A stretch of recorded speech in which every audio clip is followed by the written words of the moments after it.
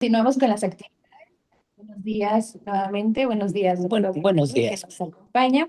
Es un gusto saludarles y pues bueno, iniciar con esta conferencia titulada Enfoque de Capacidades, no sin antes pues agradecer la presencia e interés de todos los que estamos aquí presentes a este espacio de reflexión y análisis que sin duda pues nos está fortaleciendo en esta comprensión sobre estos enfoques que nos presentan. El día de hoy contamos con la participación del doctor Fernando Torres García, que me voy a permitir resumir un poquito su currículum. Él es licenciado de Educación Física por la Escuela Superior de Educación Física en la Ciudad de México, es maestro en Pedagogía por la Universidad Pedagógica Nacional de la Jusco, diplomado en Psicoanálisis por el Centro de Estudios Psicoanalíticos Mexicano, doctor en Educación por la UPN Ajusco, y pues dentro de su desarrollo profesional es profesor en la Escuela Superior de Educación Física desde el 94 a la fecha, en la Universidad Pedagógica Nacional de Unidad de Catepec también. Y bueno, algunas de sus publicaciones van en torno a la docencia, las dificultades y retos del presente, los principios pedagógicos, la docencia en la pandemia en la universidad pedagógica. Bueno, ha sido también recibido de la distinción como miembro del ISNI nivel 1. Y pues bueno, sin más que comentar, le agradezco mucho al doctor Fernando Torres García que se encuentre el día de hoy aquí con nosotros. Doctor. Bien. Eh, Buenos días y muchas gracias a todos y a todas. Quiero agradecer al maestro director, al maestro Esteban Rosario Díaz Mejía por la invitación, al doctor Alfonso Luna por la oportunidad y la confianza. He preparado esta pequeña charla y le denominé Marta Nussbaum y el enfoque de las capacidades. Y bueno, tiene que ver, digo, apareció en escena, eh, pues a partir de que está presente en el proyecto de la nueva escuela mexicana.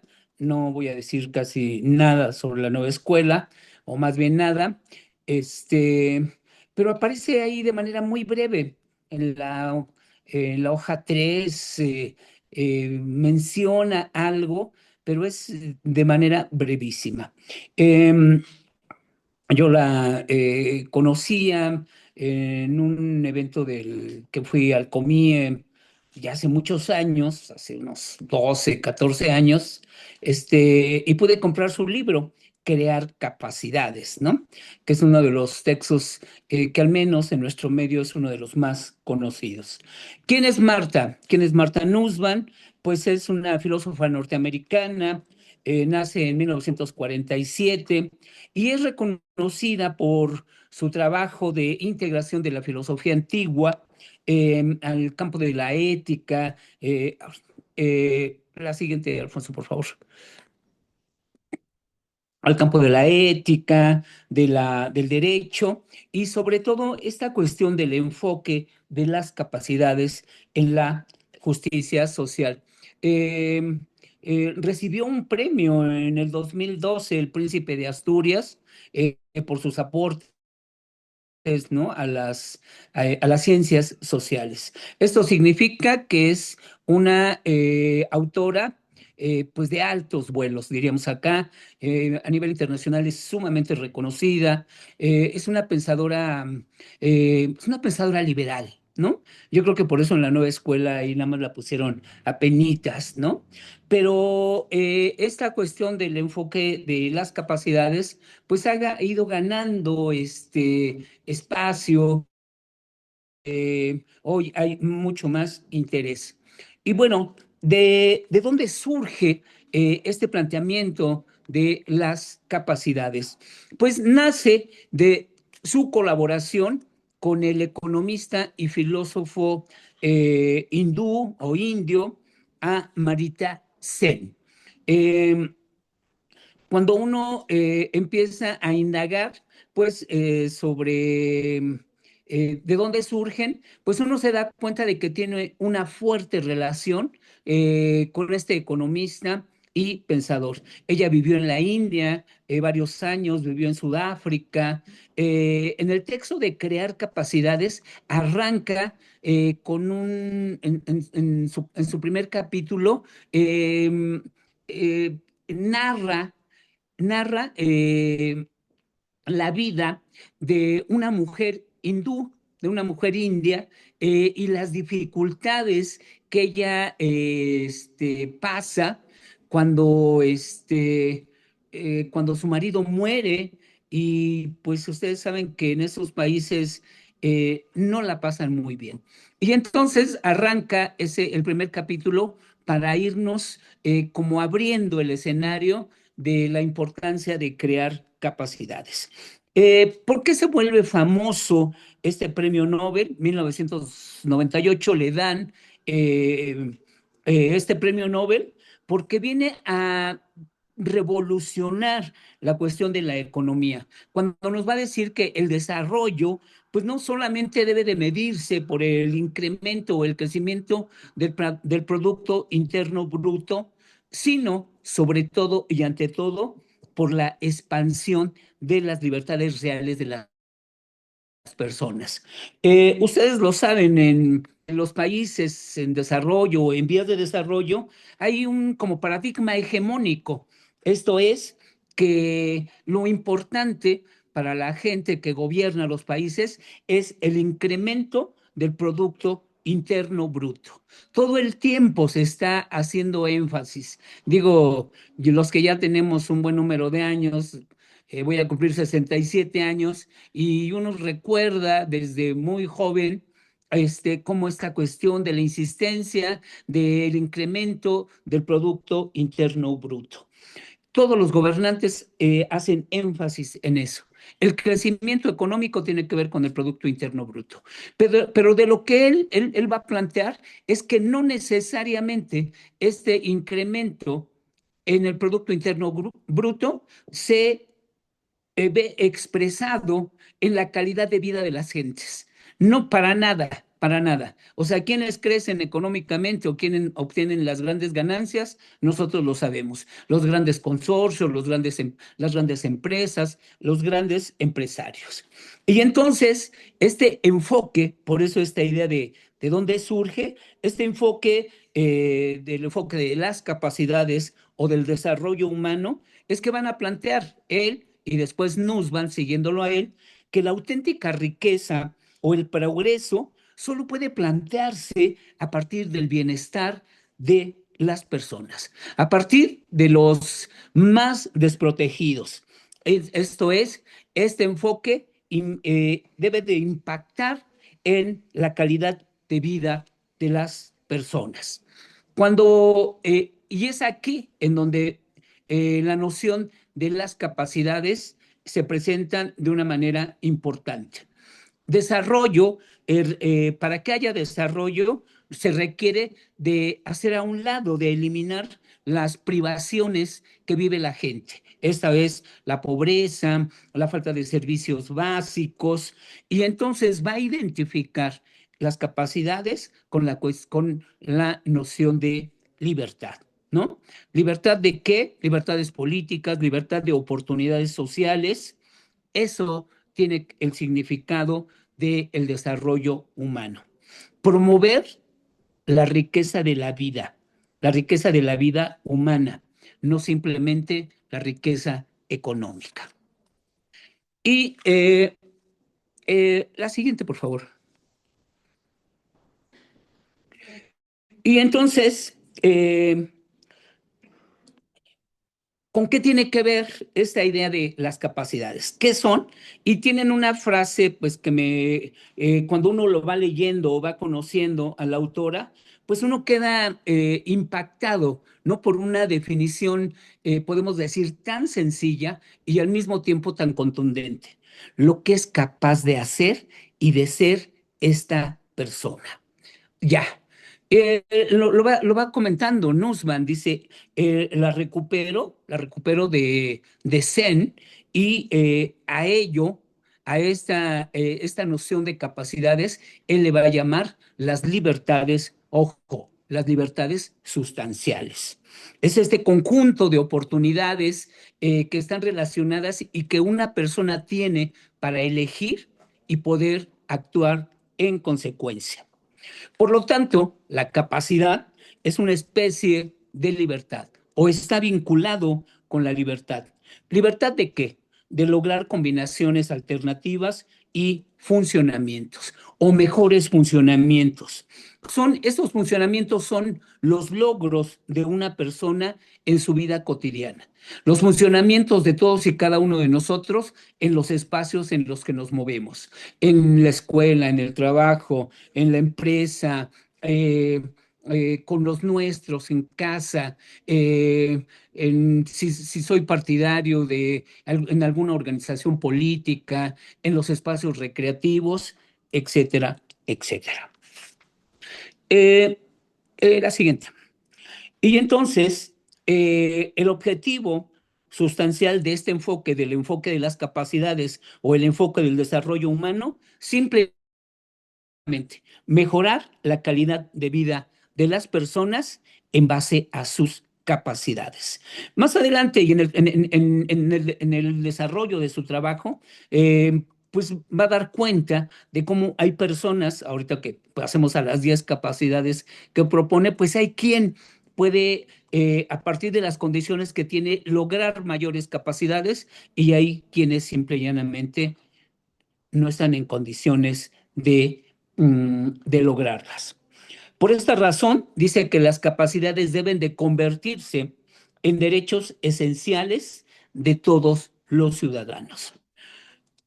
La creación de capacidades, las 10 que ella propone, es que son un derecho, podríamos decir, fundamental. Y dentro de ellos está esta cuestión del respeto a la dignidad.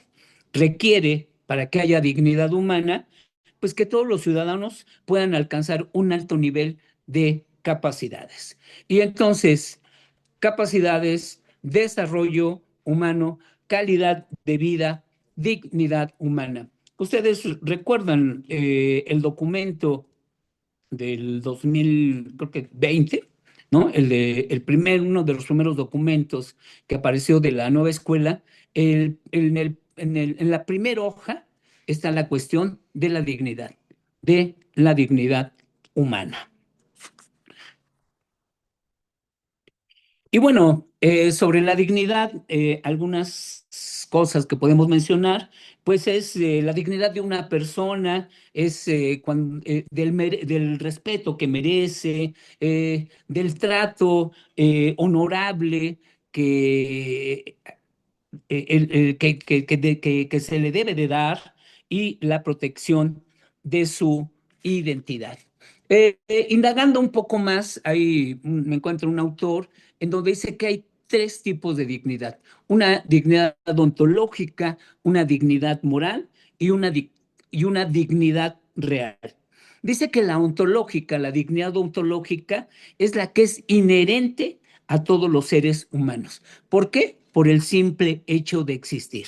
Todos tenemos esa dignidad ontológica. La dignidad moral tiene que ver con nuestro actuar cotidiano. Está ligada a nuestras conductas, está ligada a nuestras buenas acciones como personas. Y finalmente, la identidad real o la identidad personal, pues es el respeto que se recibe de los demás e incluso la valoración que hacemos de nosotros mismos. Tatito.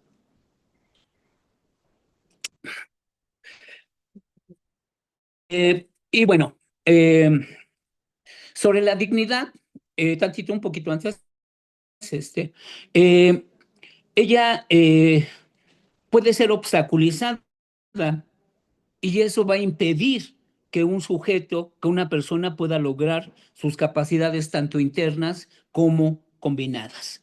Por eso la dignidad entonces está muy cercana a esta cuestión de las actividades. La actividad, podemos decir la dignidad real.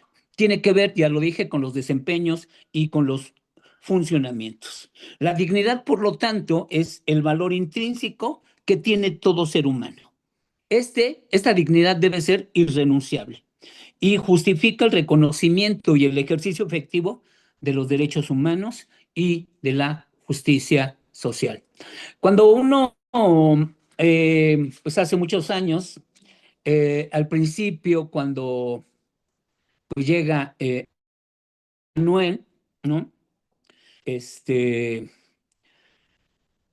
y todo su discurso, o sea, o una buena parte de su discurso, tal parece como si él hubiera leído o recuperado una buena parte del planteamiento de la creación de este enfoque de las capacidades, ¿no? Al principio, ya después, me cansé de ver las mañaneras rápidamente, ¿no?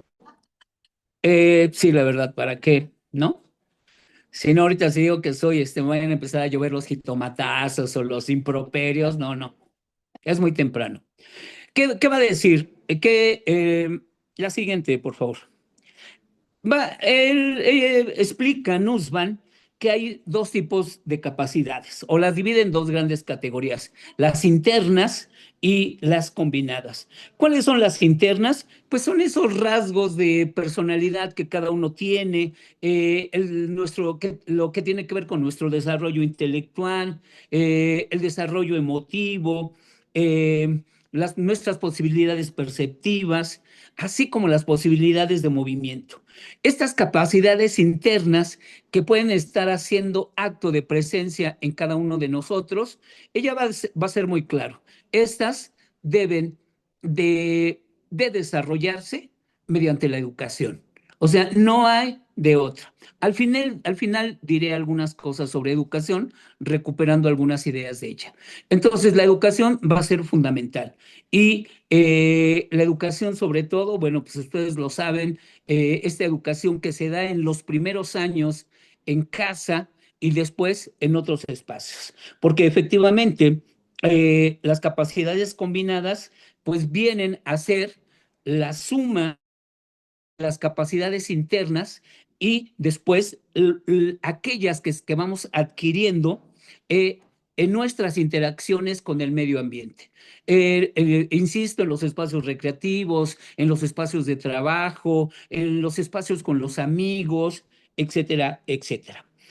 Van a decir que como las capacidades, o ahí la traducción, en una traducción, una italiana le llama las capacitaciones, dice, es una forma de evaluar si un sujeto las ha adquirido o no. Pero además, o sea, esto tiene que ver con el ámbito de lo ético. Una manera o el sentido más auténtico o uno de los sentidos más auténticos de las capacidades tiene que ver cuando un sujeto tiene oportunidad de elecciones. Por eso, por lo tanto, promover capacidades es promover esferas de libertad. Entre un sujeto vaya adquiriendo o vaya creando mayores posibilidades o mayores capacidades, entonces su espectro para poder tener esferas de libertad y por lo tanto esferas de elección se amplía, ¿no? Hoy me parece que los jóvenes, esta cuestión de las capacidades, al menos en el campo de sus filias musicales, son sumamente pobres. Yo diría pobrísimas. Eh, la siguiente. Eh, copié y pegué un esquema, ¿no? En donde están las 10, pero en un momento voy a decir algunas sobre cada una de ellas. La salud física, la integridad física, sentidos, imaginación y pensamiento, lo que tiene que ver con los sentimientos, lo que tiene que ver con la razón práctica, la pertenencia o la afiliación que nosotros tenemos, vivir en relación con la naturaleza, el juego, el control del ambiente y lo material. ¿Qué puedo decir acerca de ellas? Ella pone esa como taxonomía y dice son 10 capacidades, pero no están cerradas, ¿no? Estas capacidades pueden, con el paso del tiempo, pueden ir incrementándose. Eh, Ahí está. La lista de las capacidades comprende 10, ¿no? Y sobre la primera, no, me parece que no es obra de la casualidad que ponga en primer lugar la cuestión de la vida, ¿no? Si algo es, o me parece que nada es más importante que la vida, ¿no? Aprender a disfrutarla. ¿Y cómo se aprende a disfrutarla? Viviéndola, ¿no? Todos nosotros, todos los que estamos aquí, lo sabemos. Eh, la vida, va a decir ella, de cada individuo, es que debe de tener la posibilidad de vivirla, eh, dice ella, de manera normal, esto es, hasta que nuestro destino físico en este mundo se termine, ¿no? Pero algo que dice ella, y me parece que es interesante, nadie debería de morir de manera prematura. Y el día de ayer presentaron un ejercicio como eh, eh, presentando tres casos. Trabajaron la cuestión de la resiliencia y presentaron tres casos, o sea, que estuvieron ahí los compañeros, uno que tuvo un accidente brutal y quedó parapléjico, otra, todos de educación física, que tuvo cáncer y que ahí está. Y entonces, cuando uno piensa en estos tres, uno más de un profesor de la misma escuela, o sea, cuando alguien muere de manera prematura porque no tuvo las posibilidades de atención médica, eso es terrible, ¿no? Me parece que entonces esta cuestión de la vida y de aprender a disfrutarla eh, es porque la vida humana es básicamente o esencialmente praxis. Y cuando hablamos de la praxis, es esta, ella se refiere a nuestro actuar responsable. La praxis es el centro de nuestra existencia. Yo por eso decía que no es obra de la casualidad que ella ponga como la primer capacidad la cuestión de la vida. Sobre la salud física, bueno, pues simple y llanamente disfrutar de una buena salud a partir de los requerimientos nutricionales básicos, disponer de un plan para poder vivir, este, esta salud física tiene que ver, pues, ¿por qué no? Con el sentido que le damos a nuestra vida. Integridad física, pues estar en condiciones de poderse desplazar libremente en los diferentes espacios.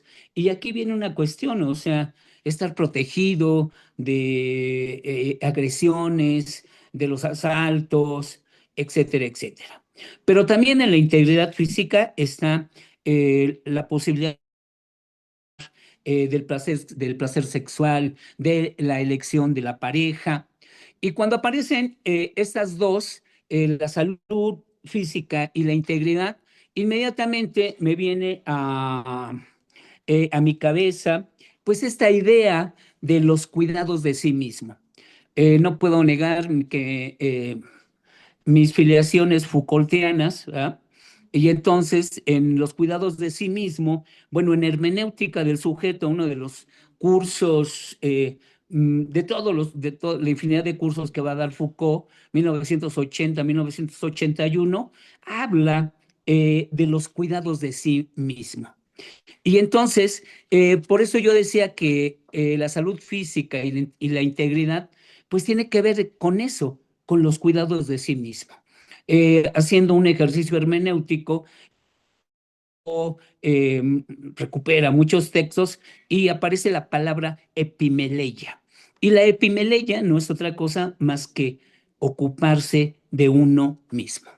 ¿Qué va a decir Foucault ahí cuando hace este ejercicio hermenéutico? Pues decía que en la antigüedad tenía que ver con un principio de cualquier conducta racional que va a formar parte de la vida activa, las actuaciones de los sujetos, un modo particular de comportarse y de enfrentarse al mundo, una manera particular de establecer relaciones con los otros.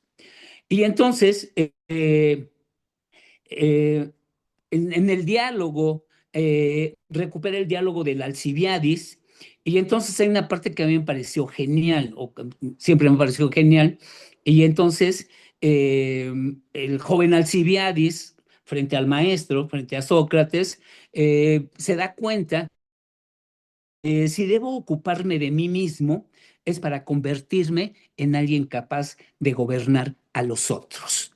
Y entonces, o de acompañar a los otros.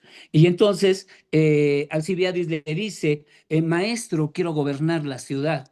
Y pues el puntilloso Sócrates le dice, está bien, pero antes tienes que aprender a gobernarte a ti mismo. Y entonces esta idea de gobernarse a sí mismo tiene que ver con los cuidados, ¿no? Eh, ocuparse de uno mismo. Bueno, ahí estoy haciendo ya un ejercicio de interpretación mío, ¿ah? Sentidos, imaginación y pensamiento. Usar los sentidos, poder imaginar, poder razonar, para poder pensar de la mejor manera eh, el mundo, eh, sea en los contextos en donde nosotros nos podamos desempeñar, acceder a la educación y al conocimiento. O sea, esta cuestión, eh, bueno, cuando uno ve diferentes proyectos, incluso propuestas éticas, generalmente la cuestión de los sentidos y de la imaginación no aparecen porque, bueno, pues somos producto de una cultura occidental eminentemente racional, ¿no? O sea, se pide que los sujetos desarrollen el campo de lo intelectual, el campo de lo cognitivo, pero pocas veces la cuestión de los sentidos, ¿no? Y yo diría, los sentidos están encarnados en el cuerpo, somos cuerpo, ¿no? Sobre la cuestión de los sentimientos o de las emociones, pues poder elaborar sentimientos para poder conectar de manera afectiva con las cosas y las personas. Veía un texto no hace mucho de Alfonso cuando cita a Agnes Keller, la vida cotidiana. Y entonces yo cuando estoy preparando esto, recuerdo otro texto de Agnes Heller, en donde de manera puntual dice, sentimientos, ¿qué significa? Los sentimientos no es otra cosa más que estar implicado con algo o con alguien. Entre los sentimientos también está presente, digo, es un párrafo muy grande, la cuestión de poder amar, de poder sentir gratitud, ¿no? Y cuando dice poder amar, hay un texto que escribí hace un tiempo, eh, va a plantear Freud, amar para no enfermar, ¿no? Este, la siguiente, Alfonso, por favor. Sobre la razón práctica, ¿no? Ser capaz de formar una concepción de lo que está bien y de lo que está mal, comprometiéndose en una reflexión crítica sobre cómo planificar la existencia. Esto es cómo planificar mi propia vida. Y entonces ella, allí en crear capacidades, dice, bueno, ¿cuáles son algunos de mis referentes filosóficos? Y ella lo dice de manera abierta. Incluso no me acuerdo, creo que es Pasajes del Pensamiento, en donde ella dice, soy aristotélica, ¿no? Ya, o sea, sigo a Aristóteles, y en alguna otra parte dice, soy admiradora también de los estoicos. Y entonces, cuando leo eso y veo la cuestión de la razón práctica, pues inmediatamente ella nos lleva a la frónesis aristotélica, que no es otra cosa, compañeros, compañeras, que la sabiduría práctica. La sabiduría práctica es una virtud intelectual. Ella es clave para tomar decisiones éticas correctas. Eh, Alfonso y yo, que nos formamos muy cercanos al maestro Luis Eduardo y al maestro Mauricio Beuchot, pues recuperamos esta cuestión de la hermenéutica, ¿no? Y entonces ahí está presente. Sobre la afiliación, poder vivir con otros seres humanos, comprometerme en formas o en mejores formas de interacción social, ejercitando la empatía, que no es otra cosa más que identificarme con algo o con alguien. Está presente la compasión. Y muchas de las veces cuando pensamos en la compasión, pensamos en esta idea de tener lástima por el otro. No, no, no. El buen Schopenhauer va a decir, eso no es la compasión. O sea, la compasión es actuar de manera solidaria para poder mitigar el sufrimiento del otro, sobre sus carencias, sobre sus necesidades, sobre sus enfermedades. Y bueno, está presente esta idea de la amistad. Nadie puede vivir sin amigos, diría el mismo Aristóteles, ¿no? Otras especies, vivir en relación con los animales, con las plantas y con el mundo de la naturaleza, pudiendo tener cuidado de ellos. Ahora que estuvimos trabajando un texto sobre poshumanismo, eh, en un pequeño trabajo que tengo ahí, eh, está presente desde la perspectiva humanista esta idea de nuestra relación con los animales, con las plantas e incluso con la tecnología. Y entonces, cuando aparece esta idea de hombre soy y nada de lo humano me es ajeno, en un chispazo, ¿no? Que tuve, bueno, a ver, soy hombre soy y nada de lo animal humano, de lo animal no humano y de la naturaleza me es ajeno. O sea, esa cuestión de cómo el proyecto humanista que pone al hombre, ¿no? ¿Se acuerdan de esta imagen del hombre del Vitruvio? Como el centro de todas las cosas. Y, o sea, no, no. Es necesario descentrarlo y tener presente que la naturaleza, los animales no humanos y la tecnología, ¿sí? No hay algo que esté o que sea más que lo otro. El juego, poder reír, jugar y disfrutar de las actividades recreativas, poder jugar en todas sus diversas manifestaciones. Tengo la formación como educador físico, trabajo en la Escuela Superior de Educación Física. Entonces, nosotros eh, eh, pues promovemos la cuestión del juego como una de las estrategias didácticas más ricas que pueda tener un educador, ¿no? Hace mucho tiempo, viendo un video de, de corte antropológico, me encantó cómo lo explicaba el antropólogo. Dice que él todo el tiempo, o vamos, hay como tres etapas. Cuando niños, el juego simbólico es el que está más presente. Cuando estamos jóvenes, jugamos al juego del amor. Y cuando estamos ya como yo, jugamos o intentamos jugar al juego de la vida, ¿no? O sea, nos la pasamos jugando. O ese pensamiento genial eh, de Nietzsche, en cada hombre hay un niño que quiere jugar. Y por supuesto, en cada niña, digo, en cada mujer hay una niña que quiere jugar.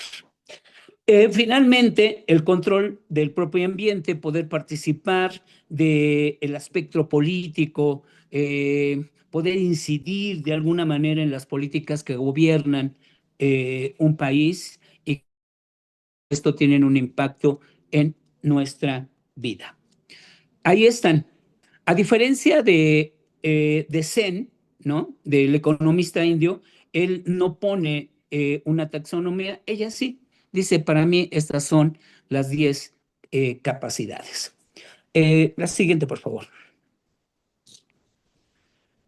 Eh, y entonces, el enfoque de las capacidades, va a decir Nussbaum, tiene los siguientes aspectos.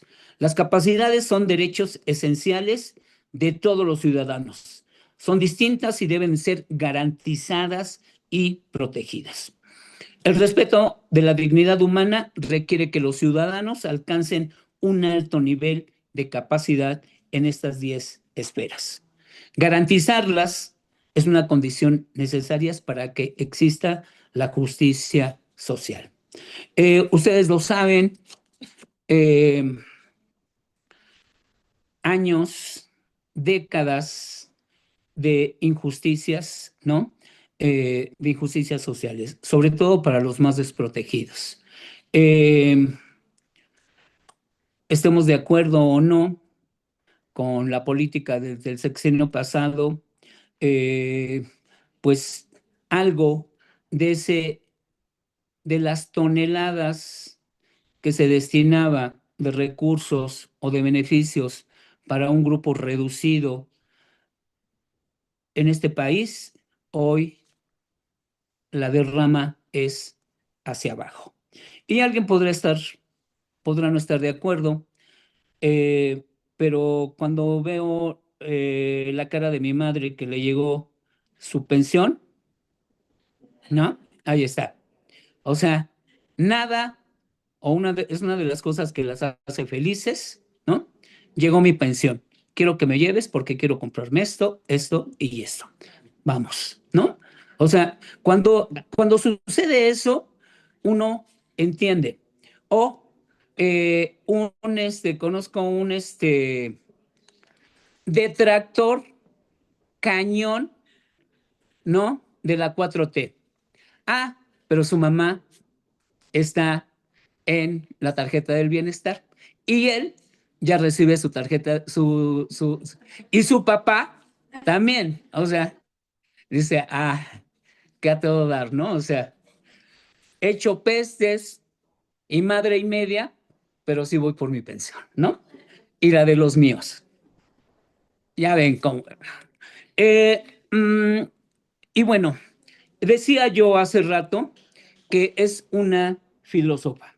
Y cuando uno ve su producción, es una producción impresionante. Eh, He leído 4 libros de ella, Paisajes del Pensamiento, Crear Capacidades, Sin Fines de Lucro, y no me acuerdo, Vida y Desarrollo Humano. O sea, pero creo que traducidos al español hay algo así como 14 textos traducidos, pero tiene una producción impresionante. No es obra de la casualidad que le hayan dado El Príncipe de Asturias.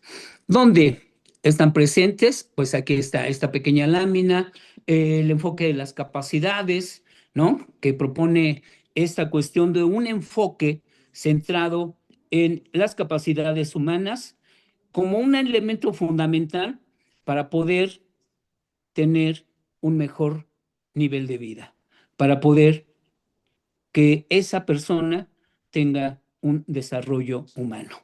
Y si me lo permiten, cuando hablamos de desarrollo, es esta idea de crear, ¿no? Desarrollo quiere decir crear nuevas funciones.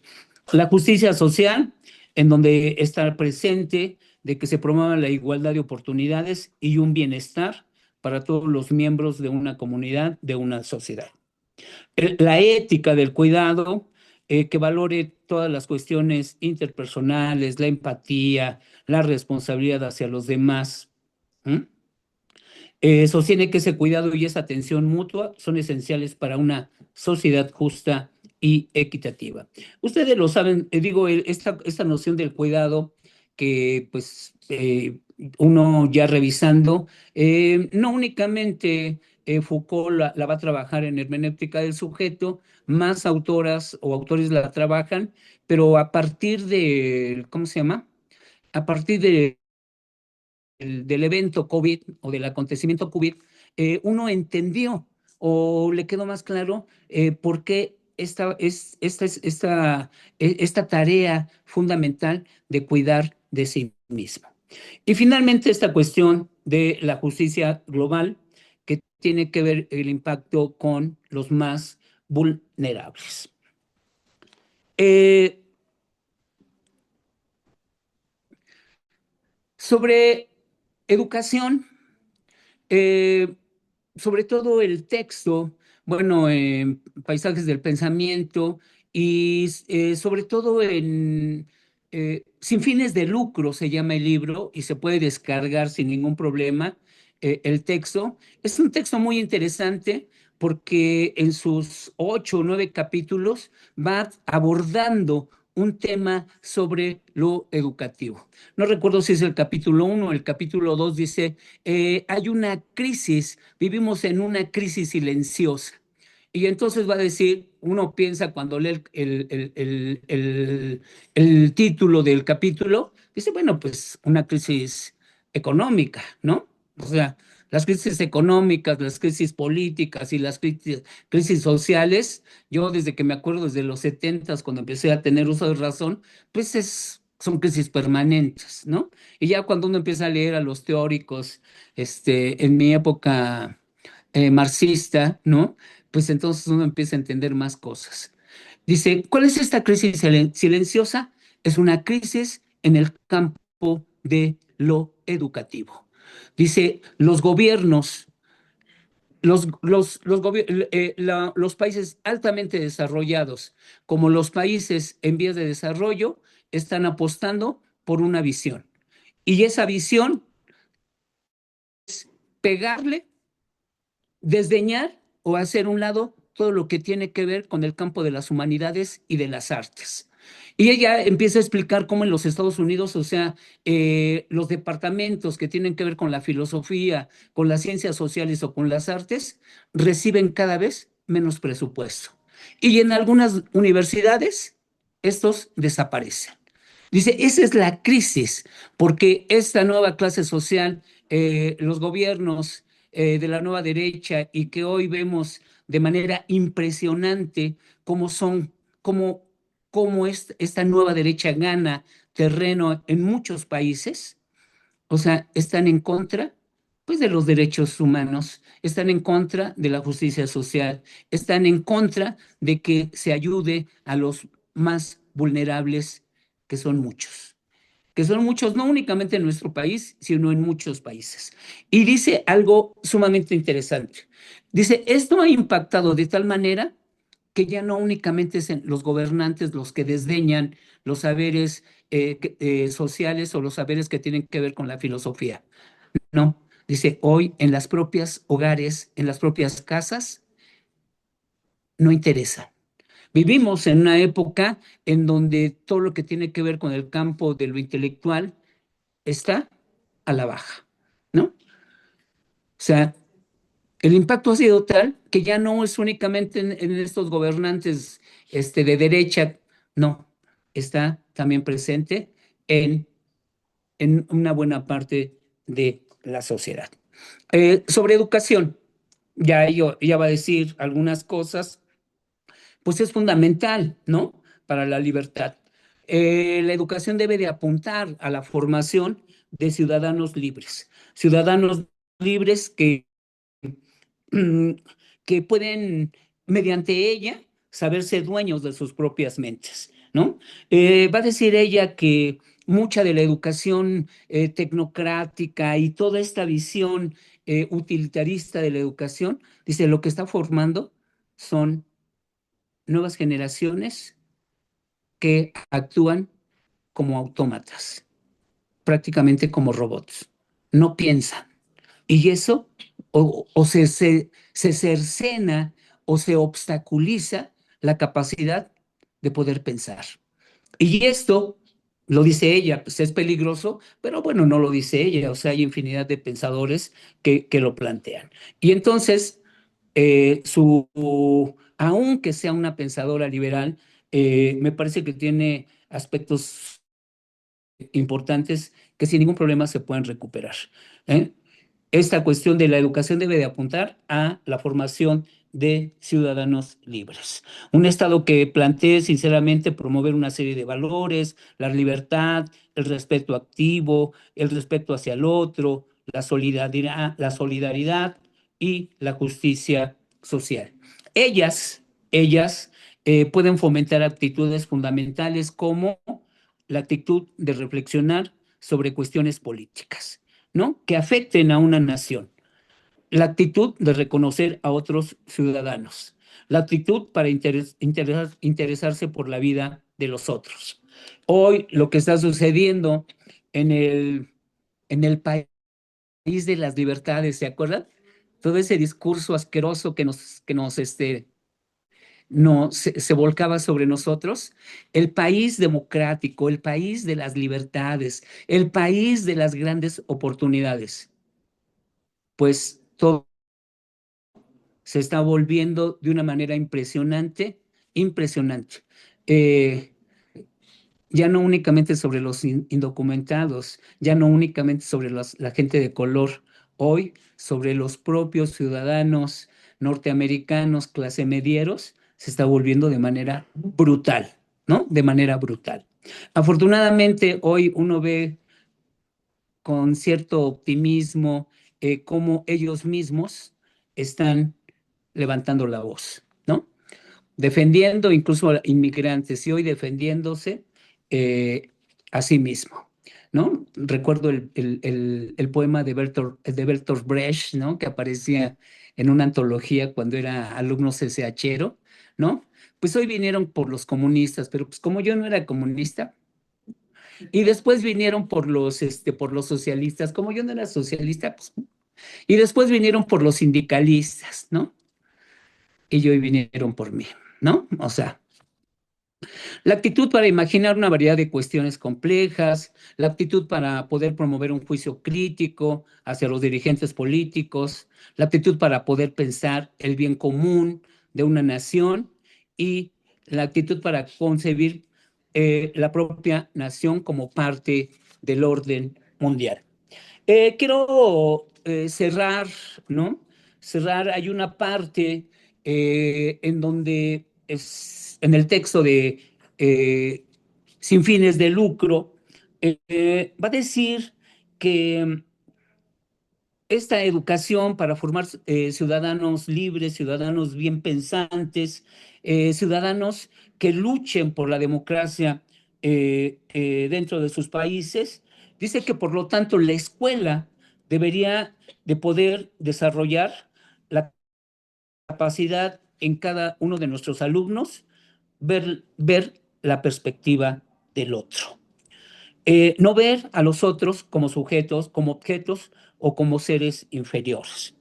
La escuela debe de inculcar actitudes frente a la debilidad y la impotencia de que un ser débil no es vergonzoso, que necesita de los demás, de que necesitar de los demás no es algo indigno de un hombre.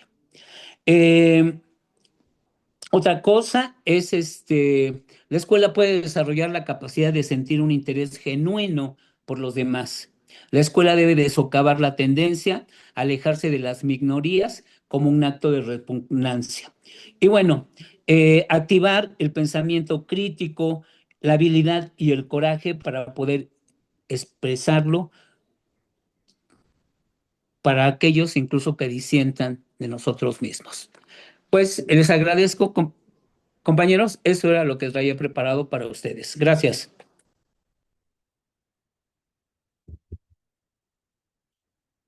Muchas gracias. Sin duda, pues bastante interesante este enfoque de las capacidades que nos comenta el doctor, como esta teoría normativa de justicia, respetamos como dos puntos, estas capacidades, ese listado de capacidades básicas humanas que nos dan un planteamiento para poder reflexionar y también poner este foco en que las personas realmente pueden ser y hacer, como bien lo mencionaba, y no solo como estos recursos o ingresos.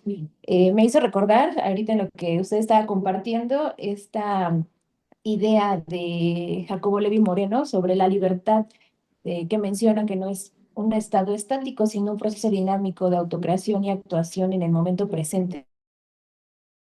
Pues creo que hoy hablamos mucho del momento presente, no de estas capacidades futuras que a veces nosotros pensamos como docentes, lo que va a ir a hacer cuando ya trabaje, ¿no? Nuestro docente en formación. Y creo que este planteamiento nos lleva a mirar que esas capacidades tienen que estar aquí. Y hilándolo un poquito con la conferencia anterior, tendríamos que mirar cómo esta evaluación formativa nos debe llevar a mirar esas capacidades en este momento presente para la toma de decisiones presentes, no para el del futuro o que incierto que todavía pues no imaginamos de manera completa. Entonces, le agradezco mucho sus aportaciones y bueno, también les quiero comentar que si quieren leer un poquito más sobre estas ideas del doctor, en el libro de Atisbos de Ciencia de Frontera de Educación, que se publicó en noviembre del 2025, el doctor tiene ahí justo un capítulo del libro que se llama así, El enfoque de las capacidades y la nueva escuela mexicana, ¿vale? Que entonces te pueden acercar a investigación para que se los compartamos. En un momento se compartieron también a través de un correo, pero si se les ahí perdió en la bandeja, se pueden acercar. Y pues no sé si alguien quiera hacer alguna aportación, comentario, pregunta.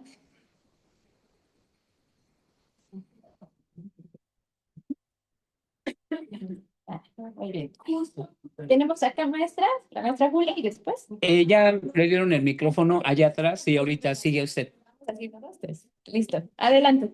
Bueno, primero que nada, muchas gracias por compartirnos lo que ha investigado. Me genera una duda en el hecho de hacer un análisis sobre esta necesidad que tiene todavía la escuela con la parte de normar, regular y de medir. En la parte que creo que es uno de los puntos que genera complicaciones para entender estos procesos de la parte de las capacidades. ¿Qué tan peligroso podría ser en esta parte de las capacidades de no meterlo a una analogía, tal vez como lo plantea mucho, en el hecho de que estas capacidades se conviertan como estándares y estos estándares empiecen a medir lo que es nuevamente la parte del rendimiento? Principalmente lo veo como la parte de la educación especial, que creo que todavía hay un enfoque sumamente alto en esta parte de capacitista, ¿no? En el hecho de curar. Yo recuerdo alguna de su libro anterior que decía a veces lo siniestro es cuando se rompe a los procesos de la normalidad del sujeto, ¿no? De la naturalidad del sujeto. Y que yo tenía esta duda de decir, bueno, ¿qué tanto queremos que el niño con discapacidad se vuelva siniestro cuando queremos convertirlo en normal, ¿no? Y que lo queremos convertir en normal en referencia a nosotros? Entonces, por ahí también estaba leyendo de que pareciera que el maestro todavía trata de educar a su imagen y semejanza. Y entonces educamos en este punto que tanto se parece a mí, entonces tiene 10 y mientras va más se va alejando a lo que yo soy, entonces va reduciendo su calificación.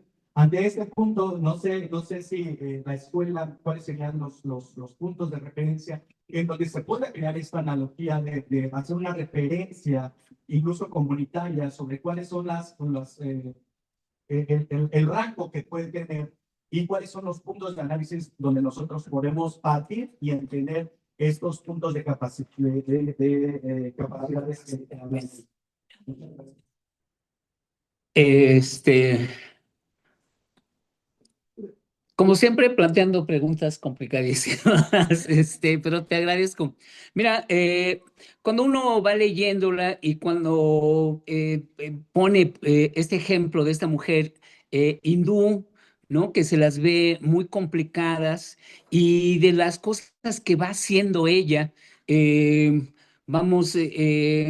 la quiere imaginar prácticamente en un ambiente desolado y alguien podemos decir, le tiende la mano y ella dice, aquí, ¿no? Y entonces los esfuerzos que esta mujer empieza a hacer, tiene razón, yo no creo en esta cuestión de las mediciones, ¿no? De estar midiendo, ya ver, ¿no? Ya.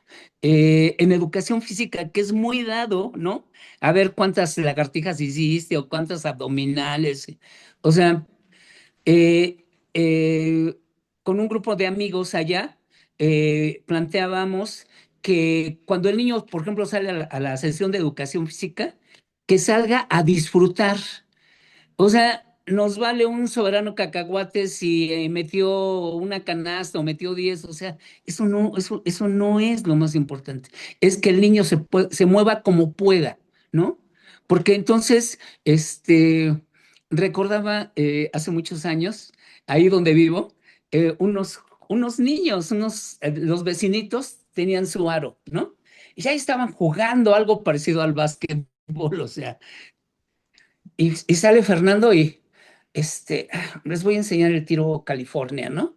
Y, o sea, y a veces tranquilízate, o sea, ya vas a meter la técnica, ¿no? A ver, yo te voy a enseñar cómo se debe de tirar la canasta. O sea, casi, casi, ¡puf! ¿No? Me dio un zape y me seguía donde iba. O sea, no.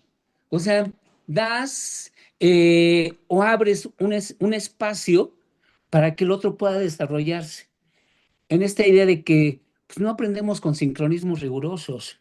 Los sujetos tenemos nuestros propios ritmos para poder aprender, para poder avanzar. Y entonces no se trataría, al menos desde mi perspectiva, pues ahí están estas capacidades y entonces sí abrir espacios y brindar posibilidades para que los sujetos puedan eh, desarrollarlas, ir creando, ¿no? Pero sí, efectivamente, sí nos... Mira, ¿no? Te vamos a hacer normal. Pues, o sea, ¿normal para quién o para qué? ¿No? En esta cosa de que ves un grupo de niños disfrutando y ya ahí está Fernando, ahorita, como yo juego básquetbol, no, yo te voy a enseñar cómo. Pues, no marches, o sea, tranquilízate, o sea, ¿no? Eh, Creo que no se trataría de, de que sean un absoluto. Ahí están y lo que están planteando, incluso Sen, el economista, una economía con rostro humano. O sea, por eso, fíjate, nada más por ese planteamiento, y bueno, pues, todo el desarrollo que hace, gana un Nobel, ¿no? Le da un giro a esta visión hegemónica de cómo el Producto Interno Bruto, o sea, pues, que crezca y que crece nada más un pequeño sector. No, dice, o sea, se trata de que el desarrollo sea una cuestión expansiva, no sea el desarrollo de una élite en detrimento de la otra. Ahí creo que, y me agradó mucho cuando la voy leyendo, de que no están cerradas, seguramente faltan algunas otras, ¿no? Y porque si no, imagínate crear otro cuerpo siniestro, pues, oye, Cortamos la ¿no? espontaneidad. Sí, no, no.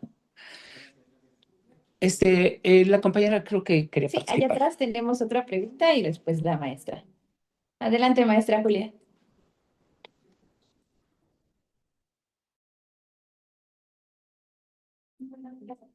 Muchas gracias, doctor, por esta Charla. reflexión que nos hace en relación con el valor de la dimensión humana y del relato de un fundamento que no se queda nada más en pensamiento, sino que es una filosofía que tiene cimiento. Y después de eso, se nos acaba de compartir el hecho del trabajo y la responsabilidad que tenemos con los formadores, de docentes, de integrar esos pensamientos críticos y esa libertad y llevar a los alumnos, a nuestros estudiantes, ese pensamiento de libertad que no llegue a perderse en su libertad, sino libertad aquí en el mundo. ¿Cómo y ante este mundo que estamos viviendo, sin ser pesimista, yo, a eso me refiero, cómo trabajarlo cuando estamos también bajo leyes que nos están limitando en la expresión de nuestro propio pensamiento. ¿De qué manera podemos formar docentes libres que sean responsables de sus decisiones y que no se pongan que van en contra de los pensamientos democráticos?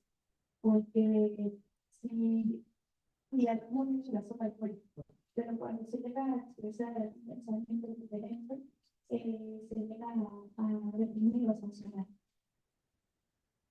Esa- Cuando voy a iniciar mi curso, doy antes se llamaba Seminario de Temas Selectos de Historia de la Educación y la Pedagogía. Hoy hay dos seminarios en los que participo, Cuerpo y Corporeidad visto desde las ciencias sociales. Pero en mi primera sesión, lo que les digo a los alumnos que el seminario eh, es una invitación a pensar y a sentir.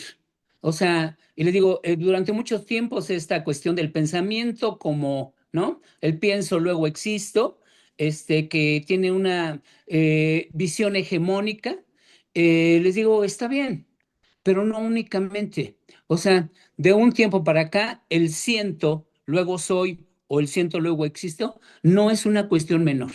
Por supuesto que no es una cuestión menor. Y si los dos se enlazan el pienso y el sentir, le digo, aparece esta idea de la frónesis, ¿no? De cómo se vinculan para poder realizar mejores acciones, ¿no? Porque somos, le digo, somos no a partir únicamente de mis pensamientos o no únicamente a partir de mis acciones, de mis sentires, sino sobre todo y ante todo a partir de mis acciones, ¿no? Somos a partir de las acciones, ¿no? Que llevamos. Porque puedo tener el gran pensamiento acá, ¿no? Pero, o sea, ¿cuál es tu actuación?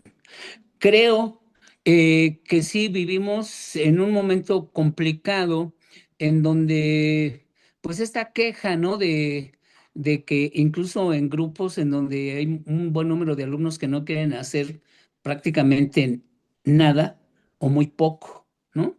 Y entonces, pues ahí está uno casi, casi, haciendo malabares, ¿verdad? Para que, ellos entiendan eh, el papel que juega la formación en los 4 años que van a estar, ¿no? Y entonces esta vieja idea, y le digo, mira, conmigo, pues nada más vas a ser extraordinario el próximo semestre, le digo, pero te va a reprobar la vida. Te va a reprobar la vida, en buen plan, ¿no? O sea, en esta idea del cuidado de sí mismo, intento explicarle incluso con más ejemplos, o sea, por qué es importante, por qué el cuidado de sí mismo no tiene que ver con una conducta racional, sino que tiene que ver con nuestros sentimientos, con nuestras emociones y con nuestros actuales cotidianos, ¿no? Pongo un poco el ejemplo de, le digo, imaginémonos un jovencito que quiere deslumbrar a la otra, ¿no? Y que le dice, te quiero mucho, mi vida, y ya ven cómo son los hombres, ¿no? Y no, y yo sin ti me voy a morir, y todas esas cosas, ¿no? Le digo, pero no se trata de discursos, se trata de cómo te trata. Se trata de cómo, de las acciones amorosas que vuelca sobre ti. No se trata de discursos baratos, ¿no?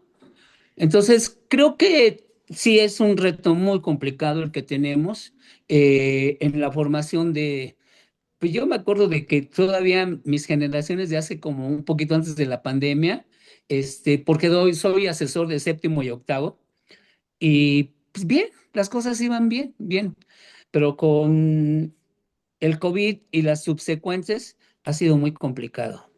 Es muy complicado ser asesor y que los alumnos puedan terminar un trabajo medianamente decente. Es de verdad muy complicado, porque entonces hay una suma de carencias impresionantes, ¿no? Pero aquí nos tocó vivir y pues tenemos que hacer lo que a nosotros nos corresponde. Sí, gracias, maestra. Sí, Así es. acá adelante, Sí, cerramos con estas dos participaciones. Sí, Diana. Está bien. Bueno, Los las vienen las damas. a ver, y bueno, nosotros tenemos aquí de hecho un curso que tiene que ver con la calidad de vida. Y en las lecciones que hicimos en clase, uno de los textos que vimos tenían que ver precisamente con la calidad de vida desde los estudiantes con discapacidad y con los que no la tienen. Entonces, ahí hicimos una estrategia en relación a esas diferencias que de repente se muestran precisamente por esas capacidades internas, ¿no? Esas diferencias que existen, desafortunadamente, hace que nosotros tengamos que hacer una construcción como maestros especialistas diferentes para que también nuestros docentes en formación vayan entendiendo esa complejidad del calidad de vida, ¿no? Porque la diferencia que podemos pensar que las personas con discapacidad, pues no necesitan salir a la calle, ¿no? Pues si no tienen la capacidad de moverse, pues uno esté en su casa. Y cosas así, con que tengan un espacio cómodo. Ujú. Pero aquí estos 10 puntos que muy aclaradamente recuperan la maestra de usuario. Y en verdad tendríamos que estar pensando en que esas personas con discapacidad hacen eso. O sea, sé que es difícil por estas capacidades combinadas. Claro. Sin embargo, debemos estar siempre observando para que ellos tengan realmente una calidad de vida, porque esa es la función que nosotros tenemos como maestros especialistas. Pues muchas gracias. No, gracias a usted. Y ahorita digo algo sobre eso que usted acaba de comentar.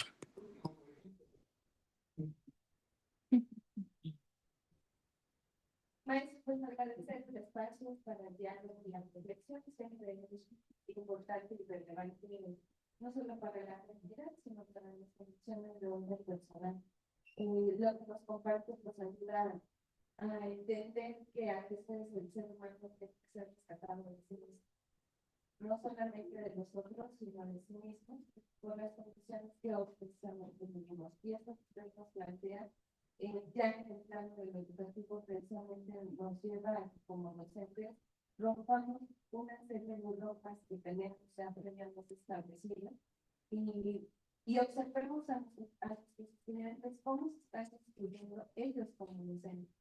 En esta relación que hemos estado teniendo esta semana y en la vinculación, no se trata de que nosotros les demos, se trata de que ellos precisamente nos vayan demostrando su capacidad para ser docentes, y eso nos lleva a generar una visión e inclusive una capacidad institucional diferente en función de la ocupación. Muchísimas gracias por su acompañamiento. Gracias.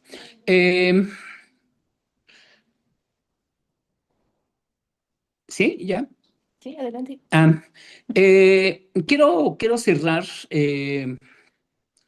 El día de ayer, ya ven que les comenté que hicieron un ejercicio de resiliencia y